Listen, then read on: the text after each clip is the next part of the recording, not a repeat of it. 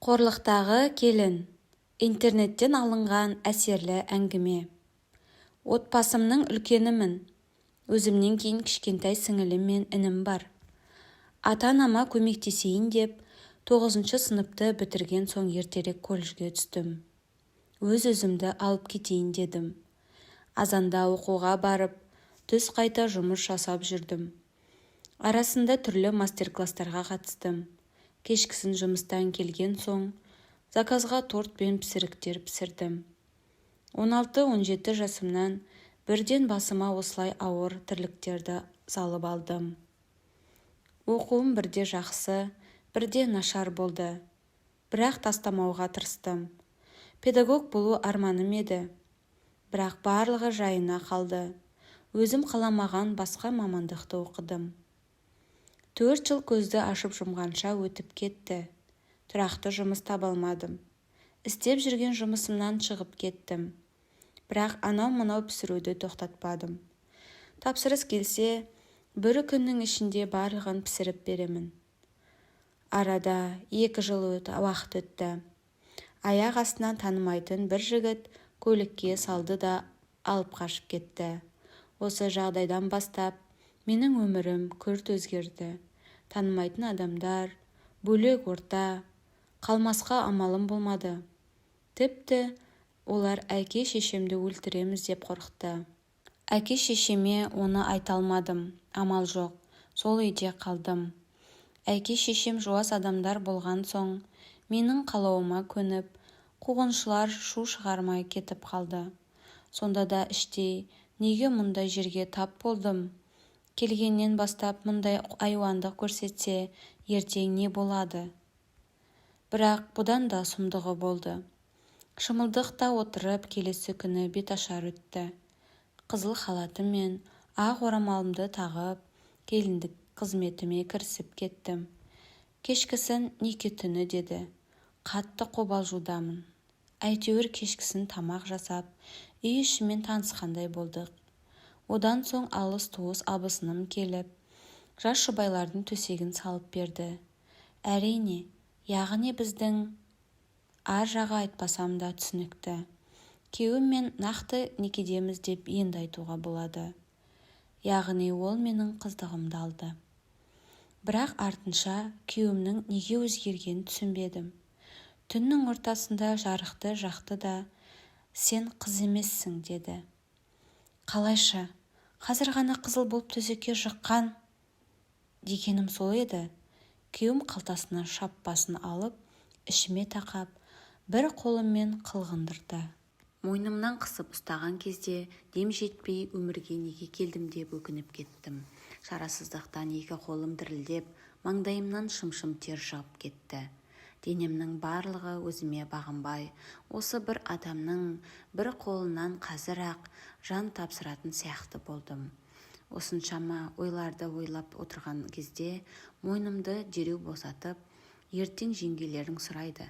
Сонда қыз болмай келдім. Қыздығым шыққан жоқ деп айтасын.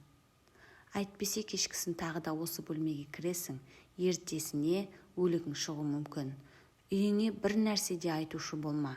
Қолымнан не келетінін көрдің. Мына шаппам ылғи да қалтамда жүреді. Бөлмеге жетпей-ақ жаныңды жаһаннамға аттандыру мүмкін деді. Сол түн менің өмірімдегі ең ауыр түн болды. Түнімен шошып шықтым. Жанымдағы адамның мұншалықты қатыгез боларын ойламаппын. Жанымды шүберекке түйіп ұйқыға кеттім. Таңертең қорыққанымнан күйеуімнен бұрын тұрып кеттім. Сырттағы майда шүйде тірліктер жасап, таңертеңгі шайды бердім. Жаңа отбасыма әлі дұрыс үйреніспесем де сіңісіп кетуге тырысып бағып жатырмын. Алайда күйеуіме қарағанда өмірімнен түңіліп, жап-жас көңілім қартайып, уақытынан бұрын қабірге кіріп кетерде боламын. Күйеуімнің айтқанындай-ақ, таңғы астан соң жеңгелерім келіп, менен түнгі жаңалықты сұрай бастады. Сырт жақта енем аңдып тұр. Есту үшін арлы-белі өтіп жанымызды торауылдап жүрді. Сондағы жеңгелерімнің сұрағаны, мен қыз болып келмедім. Күйеуім сол үшін маған ашуланып жүр. Басып алып қашып кеткен соң амалсыздан қалдым. үйленеміз деп жүрген жігіті мен болып қойғанмын деп жауап бердім міз қақпастан. Ана жақта тұрған енем көріп екі көзі аларып ішке кіріп кетті. Абысындарымның естігісі келгені бұл емес еді.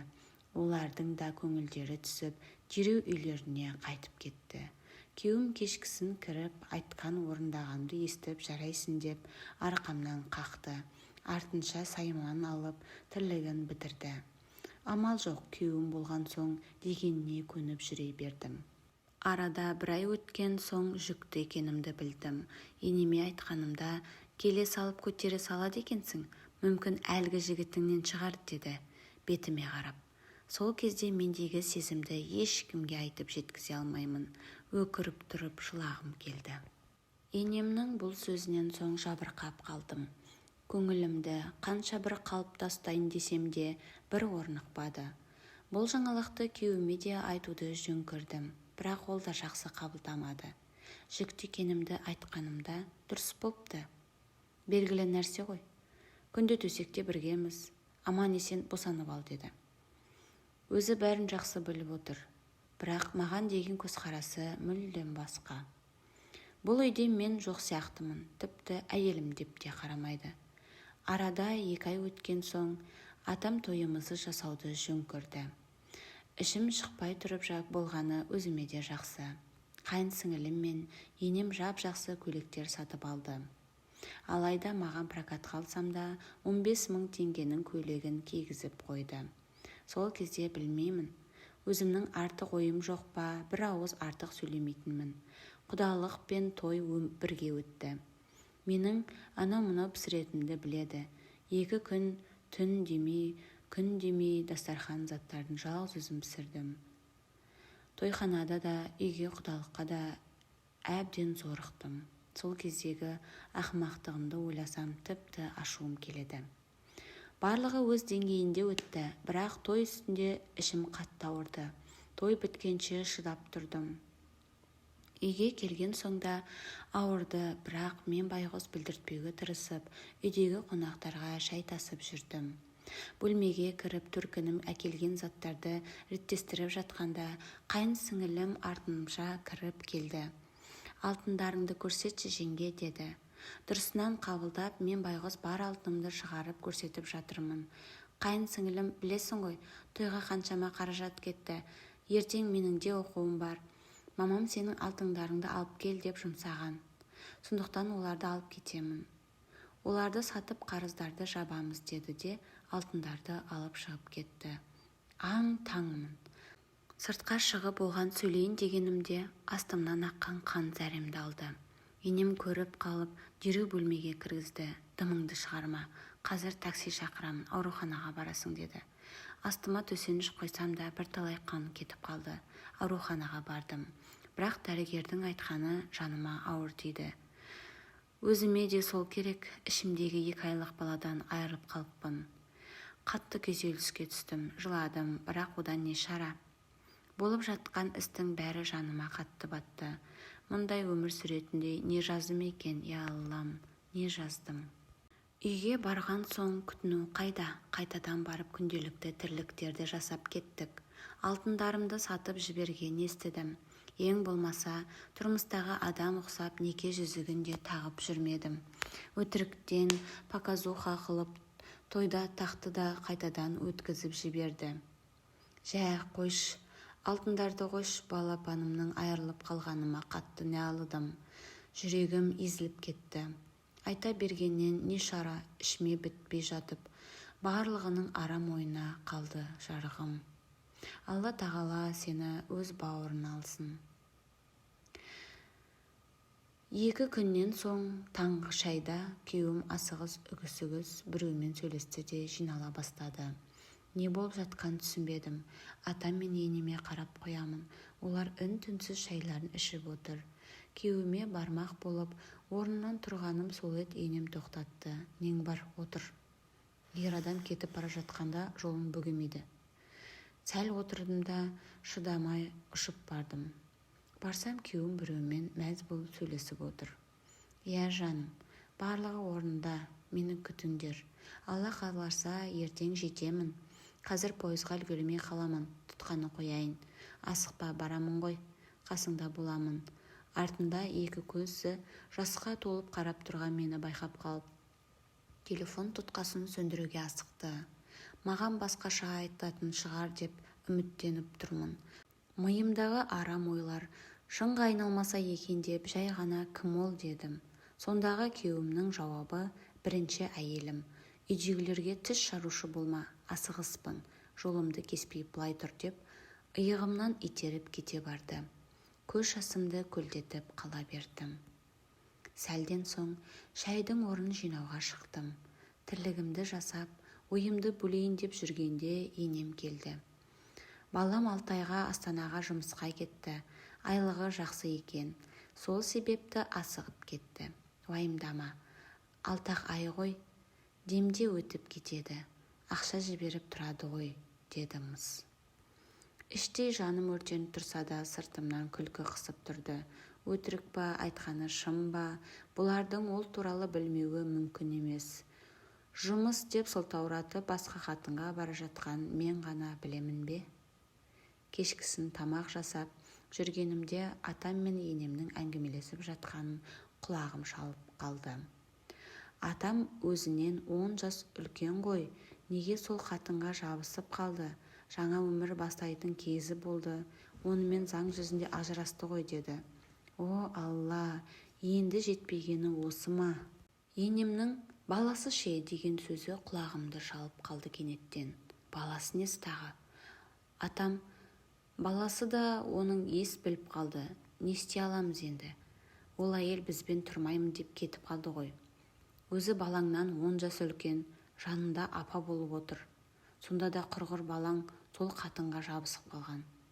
Үйдегі келіннен обал. Бұл байғұс осы үйдің отымен кіріп күлімен шығып жүр. Оны адам құрлы көріп жатқан жоқсыңдар. Енемнің сонда ашуланған түрін көріп шошып кеттім. Айқайға басты. Не бопты бұл келінге? Ішкені алдында, ішпегені артында. Не жетпейді енді?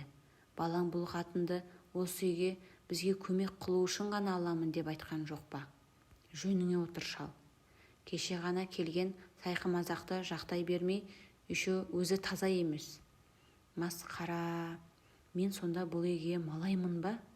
Жылап сықтап жүргенім не болды сонда? Мен неден қорқып жүрмін? Бірақ күйеуім келмейінше қалай кетемін? Алдымен келсін, сосын дұрыстап сөйлесіп, арада бала болмай тұрып кетіп қалағаным дұрыс. Аралда 6 ай уақыт өтті. Күйеуім келді. Келсе де сол баяғыша. Түнде тірлігін бітіреді де, күндіз түк болмағандай әлгі қатынымен сөйлесіп жүре береді. Аузымнан бір ауыз сөз шығармайды. Тіпті кейде қол көтеретінді де шығарды. Дұрыстап сөйлесе де алмаймыз. Не өмір сүріп жатқанымды, не үшін, кім үшін шыдап жүргенімді де білмеймін. Ең дұрысы күйеуіммен сөйлесу. Я, арада біраз кикілжің болды. Ұрыс-керіс, ұру, таяқ жеу, денемнен дене қалмады. Бетімде көгеріп, көзім қанталап кеткен. Шыдамадым. Кетем десем жібермейді.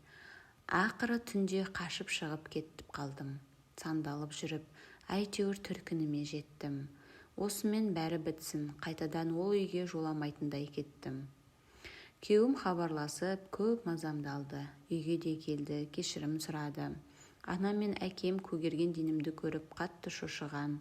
Олар да кешірме, не болса ол болсын деп отыр. Бірақ арада 3 ай өткен соң аяғым ауыр екен білдім. Жүрек айну көбейіп кетті. Көтергенімді біле сала күйеуімді, оның отбасын жек көргенім сонша баланы өлтіруге шешім қабылдаған едім. Бірақ байғұс періштемді тағдыр соққысына ұшыратқым келмеді. Анам мен әкем де обалына қаласың деген соң баланы алдырмайын деп шештім. Жүрегімнің астына біткен кінәсіз пенде ғой, Алланың берген сыйы. Үйде жүріп баламды босанып алдым. Босанған соң ата-енем келуін көбейтті. Немере керек екен, хабарласып, не болмаса әке-шешеме келіп, әбден ығырымызды шығарды. Баламның атын тұңғышы болған соң өзім қойдым. Бар мейірімді балама бөлдім. Уақыт өте келе балам 6 айға толған соң жұмыс жасауға шықтым. Баламды анам қарап жүрді, бірақ осы уақытқа дейін балама туу туралы куәлік жасата алмадым. Ата-анамның атына аударайын десем, қыруар қаражат сұрады. Не істерімді білмей бір күні жұмыстан қайтып бара жатып, ана қоңырау шалған көрдім. Тұтқаны алғанда қызым деп солқылдап жылап отыр. Абдырап қалдым. Анамның мұндай күйде көрмегенмін. Күйеуің мен ата-енең келіп, Қайсажанды алып кетті. Шамамыз жетпеді. Тартып алғандай қылып алып кетті. Не істейміз жаным-ау? О, Құдай сақтай көр, баламды уайымдап тұрсам да, алдымен анамның жанына барайын деп үйге асықтым. Табалдырық аттағаным сол еді, әкем күтіп алды. Қиындық көргеніңді білемін, Әсияжан. Саған ешқандай жамандық тілемеймін. Бірақ бала өз елінде өсуі керек. Туыстары оны қалап бауырына басып тұрғанда, сен оны олардан ажырата алмайсың. Бар, кет үйден, деді. Екі көзі жасқа толып. Білем, ата-анама да оңай емес. Оларға салмақ салғым келмейді. Мүмкін әкемдікі де дұрыс шығар. Ертең әкем туыстары қайда десе, не деймін? Одан бұрын бұлардың бізге тыныштық беретін түрлері де жоқ. Ұзақ ойға шомылып кетіппін. Кенеттен телефон шырылдады. Тұтқаны көтерсем күйеуім. Асия, кешір, бірақ баламды қатты жақсы көремін. Сен оны менен ажырата алмайсың. Егер балаңды көргің келсе, үйге кел. Мен оны бірақ сенімен бірге жібермеймін, деді. Амалсыздан жүгімді жинап, қайтадан сол үйге бет алдым. Амалымның жоқтығы, шарасыздығым түбіме жететіндей ақыры бардым сол үйге қайтадан. Мені жылы қарсы алатын ешкім жоқ болса да, мейірім емес қатыгездік көрсем де, қуаныштан емес жанымның ауырғанынан жыласам да, сол үйге қайта бардым. Бауыр етім баламсыз өмір сүре алмаймын. Сол үшін де сол үйге қайтадан бардым. Енді мені не күтіп тұрған Құдай білсін. Алла, мені қоя берш. Бастысы ата-анам мен баламды жылатпа. Мен сүрініп, қайта тұрып жүре берермін. Бірақ жаныма жақынды жандарды жылатпашы. Егер әкем жолымды бөгемегенде, баламды қайтсем де алып, сот болсын, басқа болсын, өзімді ақтап шығар едім. Бірақ әкемнің қалауы баланың туыстарынан айырмау. Үйде қалғым келген күннің өзінде әкем мені нақтыра үйден қуып шықты. Мүмкін жұрт өсектеген болар, туыстардың біреуі намысына тиетін сөз айтты ма, білмеймін. Не де болса өз қызынан намысы артығырақ болып тұр. Қанша жақсы нәрсе ойлайын десем де, миымның жеткен жері осы. Енді ешкімге керексіз болып қалдым. Одан да осы үйде бәрінің бақыты үшін өзімнің көз жасымды төгіп жүруіме тура келеді. Арада 3 жыл өтті. Осындай күн кешіп жатқаныма, осы үйде, осы шаңыраққа келін болып жатқаныма бірнеше жылдардың жүзі болды. Осы аралықта Қайсардан соң тағы бір ұл босандым. Күйбен тіршілік пен уақыт өтіп жатыр. Өз жасымнан әлде қайда үлкен көрінемін. Күйеуім баяғыша әлгі қатынына барып сөйлесіп жүр. Үйге келіп, бәйбішесінен тоқалына келген бай құсап, тайраңдап жүреді. Жүрегім ауырады. Әйтсе де бұл өмірге үйренісіп кеттім. Өмірде мен сияқты адамдар бар, бірақ бірен-саран ғана шығар. Дәл қазір өз-өзіме аяушылық сезіммен жүрмін. Бірақ не жағдай болса да бұл отбасынан кете алмай қалдым. Не үшін, не себепті, тіпті білмеймін. Келін болып түскен шақтан бастап өзге адам сияқты жүремін. Бұрынғы мен жоқ сияқтымын. Расында неге мұның барлығын енді ойланып жатырмын. Баламның ақшасын ата-енем алып қояды. Бірақ одан бөлек тапсырысқа тәттілер пісіріп жүрдім. Оны да кейде сұрағыштап тартып алғандай қылады. Арасынан өзіме тығып кейде алып қоямын. Өйтпесем бұлар балаларымды аштан қараттыратындай сияқты. Тек балаларым деп, болмаса осы үйге деп еңбектене береді екенмін. өзімді мүлдем ойламай кеттім. Осы күндері тым аурушаң болдым. Қан қысымым түсіп кеткен бе, тегі басым айналып, миым басыма сыймай солқылдап кетеді. Тызылдап, құлағыма ештеңе естілмей, дел сал болып қаламын. Бұл жағдай көп қайталанды. Басында үйдегілер мән бермей жүрген, бірақ себепсіз есімнен танып қалып жүргенімді күйеуім байқап, мені дәрігерге алып барды. Бірақ айтарлықтай ештеңе таппады. Кейін дін жағынан оқытып, емшілерге баруды жөн көрдік. Күйеуімнің мені уайымдап, мен үшін жүгіріп жүргенін көріп, қатты таң қалып жүрдім. Күйеуімнің мені сонша неге уайымдағанын білмеймін. Тәуіп жағалап, ақыр соңында бір емшіге жолықтық. Өзі қарт кісі, жақсы, едәуір үлкен. Ақ сақалы иегінен асып кеткен, менің себепсіз ауырымды біліп отырған сияқты. Жүзіме ұзақ қарады. Ілесіп кірген күйеуімді жақтырмай шығарып жіберді. Өзіне қарама-қарсы орындықты нұсқап мен отырғызды. Сенің денсаулығың жақсы, айтарлықтай ауруың жоқ. Бірақ өміріңе қауіп төндіретін дуа тұр. Асқынғанда ғана білінетін бұл дуа деген үлкен пәлекет. Алдымен ем шарамды жүргізейін, сосын саған бұл жайлы толық айтып беретін боламын. Алдымда отырған құр сүлдері ғана қалған үлкен қария мен сияқты жандарды кім емдегені анық. Түрі қатты шаршаңқы. Дуа дегенді бірінші рет естіп тұрған жоқпын. Таң қалғаным, мағанда дуа жасалады екен-ау. Соншама кімге қастық жасап қойдым, жоқ бұрынғы өмірімде жаман адам болдым ба? Мен ойға шомып отырғанда қария емін бастап кетті. Сүрелерді оқыды. Мен білмейтін бір дұғалар бар. Біраз отырдық. Бірақ бара-бара қария әлсіреп барады. Түріне қарап қатты шошыдым. Бір мезетте болдық деді. Негізі бір ем шара аздық етеді. Тағы 2 күн келуің керек деді. Қарағым, деді.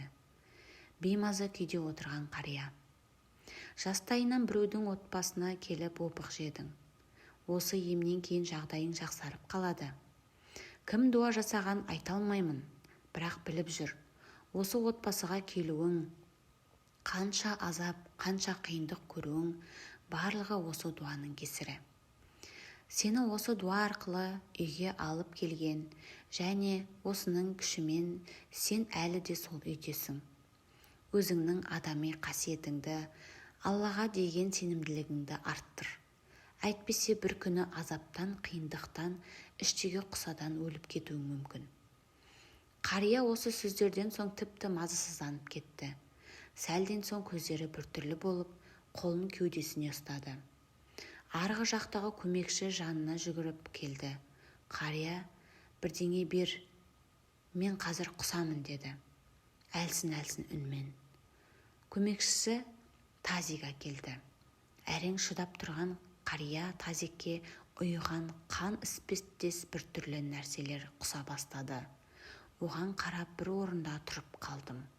Көмекшісі маған ертең келесіз, қазір кеткендеріңіз жөн болар деді. Сыртқа шығып күйеуім екеуміз түке үйге тарттық. Бірақ денем жіпсіп, жолда мазам қаша бастады. Аяқ астынан сезінген бұл жайсыздықты тектен текке деп ойламадым. Күйеуім де шошып кетті. Ішімде бір нәрсе өртеніп жатқандай. Асқазаным қыжылдап жатыр ма деп те ойладым. Бірақ бұл өзгеше. Мұндай жайсыздықты бұрын соңды бастан кешпегенмін. Көлікті тоқтатып үлгердік. Есікті аша сала құса жөнелдім. Ішімдегінің барлығын бірден ақтарып түкетердей, ішкі құрылыстарым бір төңкеріліп түскендей болды. Аузымнан лақылдап келіп түскен түсініксіз нәрселерді көрдік. Қатты қорқып кеттім. Жаныма дереу күйеуім келіп су беріп жатты. Бірақ оған қарайтын шамам жоқ. Ол да аң-таң. Аңтарылып бір орында тұрып қалды. Тамағымды жырып өткен түйіршік тас секілді түсініксіз нәрселер жерде түсіп, сол күйі сіңбей тұрып қалды. Арасында запыран құсып жатырмын. Қап-қара тастай нәрсе. Я, кәдімгі тас сияқты. Ондайда болады екен-ау. Жайланып біраз отырған соң жуынып көлікке отырдым. Жол бойы күйеуім жағдайымды сұраумен әлек болды. Үйге жеткен соң енімнің бізге қараған сұсты көзқарасы көзімнің шелін шығара жаздады. Тап бір нәрсесін алып қойған адамдай тесіле қарады. Күйеуім анасына былай тұрыңыз, оны жұмсап әуре болмаңыз, тірлік істейтін жағдайда емес деді. Бұл сөзге таңырқағаным рас, бірақ енемнің қызғаныш лаулаған көздері жанымды жібітіп барады. Кім не істесе де Алла өзі жазасын берсін. Бірақ енемнің бұл іске қатысы бар екенін көзқарасынан ақ байқадым. Атам байғұс жалпылдап келіп жағдайымды қайта сұрап жатыр, ал енем болса сол күйі үндемей жүрді. Ертеңіне әлгі емшіге қайта жол тарттық. 3 күн емделесің деген соң күн ұзартпай денсаулығымды ойлап шыққан түріміз. Бірақ барған кездегі жағдайды көріп мең-зең болып қалдым. Үйінен әлгі қарияның денесі шығарылып жатыр. Бүкіл туыстары жиналған. Күйеуім екеуміз кешеге көмекшіні іздеп тауып, не жағдай болғанын сұрастырдық. Сөйтсе кешеге емнен соң қою қара қан құсқан ақсақал сол күйі жан тапсырыпты. Өзімді сонда қатты кінәлі сезіндім. Менің өмірімді құтқарамын деп өзі ажал құшқандай. Я Алла, өзің оны панаңа алғайсың. Мен секілді қанша жанның өмірін өзгерттеген. Мүмкін ажалы осы кезге келіп тұрған шығар. Білмейміз ғой. Емделеміз деп келіп, солай жаназаға қатысып кеттік. Ойымыздағы жаман нәрселерді аулақ болуға тырыстым. Ол қария енді бақилық болды. Денімде мендегі жамандықтың барлығын өшіріп кетті деп ниеттендім. Сол ниетімнің арқасы шығар, түзу жолдамын. Айналамдағылар да өзгеруде, мен де өзгердім. Өзімді өзім бағалайтын халге жеттім. Бастысы сауықтым. Дуа деген ойды миымнан мүлдем өшіріп тастадым. Менде барлығы жақсы, менде бақытты өмір әлі алда екендігіне өзімді сендірдім. Қазір бәрі өзгерді. Күйеуіммен арақатынасымыз өте жақсы. Тұрақты жұмысқа орналасып, менен бір сәтте алыстағысы келмейді. Кешке дейін әрең шыдап, кешкісін сыйлығын әкеліп, мені әркез қуантып жүреді. Бақытыма орай барлығы жақсарып жатыр. Басын айтпаппын ғой. Күйеуім екеуміз ипотекаға үй алдық, бөлек шықтық. Бөлек шыққалы ыстық суығымыз әлі басылмай жүр. Қайын сіңілім кеш тұрмыс құрды. Оны да өжет біреу алдау. Мінезіне анау-мынау адам шыдай алмайды. Босанғанына 3-4 ай болып қалды. Қызды болыпты. Өзімнің 2 ұлым болған соң қызды қалап жүргенмін. Қызының суретін сұрасам, жауап бермейді. Мейлі дедім. Ата-енемнің үйіне барып тұрамын. Енемнен қайын сіңілімнің жағдайын сұрағанымда жақсы деді де қойды. Қызының суретін көрсетіңізші десем, қызғанамын, ешкімге көрсетпе деп айтыпты. Ой, тоба, мейлі дедім де қойдым. 2 жылдан соң күйеуім екеуміз жоспармен қыз баласын күттік. Екеуміз де емделіп, жағдайымызды жасап алдық. Ай күніме жетіп, айдай сұлу қызды дүниеге алып келдім. Міне, менің бір түрлі дейін бе, әлде тылсым дейін бе, оқиғам өз мәресіне жетті. Сол бір кездердегі ақымақтығымды ойласам, әлі ішім ашиды. Бастысы күйеуімнің өзгергені жақсы болды. Бұрынғы әйелімен ара қатынасы үзілген сияқты. Ол туралы мүлдем айтқысы келмейді.